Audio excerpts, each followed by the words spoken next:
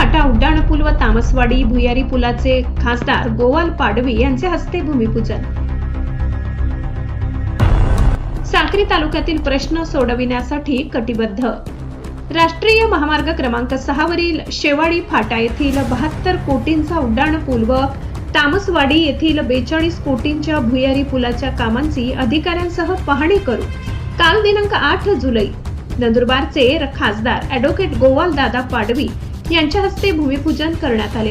ही कामे 18 महिन्यात पूर्ण होतील। तसेच काबऱ्या खडक धरण रस्ते व शेतकऱ्यांच्या ऊस बिलाचे थकीत पैसे यासाठी रस्त्यावर उतरून आंदोलन करण्याची वेळ आली तरी मागे हटणार नाही अशी ग्वाही खासदारांनी दिली। यावेळी भानुदास गांगुर्डे, प्रवीण बापू चौरे, दिलीप काकुस्ते यांनी तालुकास्तरीय समस्या मांडल्या।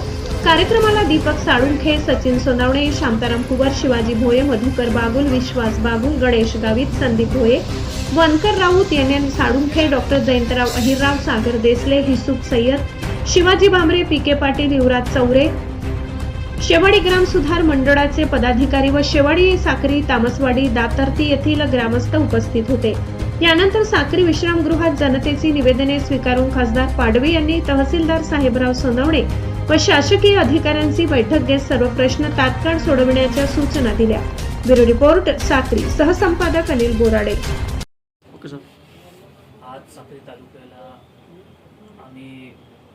मी स्वतःहून आणि आमचे साक्री तालुका काँग्रेस कमिटीतर्फे आम्ही सर्व शेवाळी फाट्याला जे उड्डाणपूल आहे जे मंजूर झालं आहे त्यासाठी मी खरं तर पाहणी करायला आलो होतो, पण कार्यकर्ते आणि जनतेकडून उत्साह होता आणि त्यांनी मला माझ्या हस्ते भूमिपूजनही करून घेतलं। आणि मी आपल्या आनंदाने सांगू शकतो की माझ्या नंदुरबार लोकसभा मतदारसंघामध्ये साक्री तालुक्यात फक्त साक्री तालुक्याला फायदा होणार नाही आहे, एकूण मतदारसंघाला फायदा होणार। जे उड्डाणपूल जे मंजूर झालं आहे ते 72 कोटी 49 लाख झालं आहे। त्याचबरोबर तामसवाडीचं जे आहे ते 42 कोटी मंजूर झालं आहे।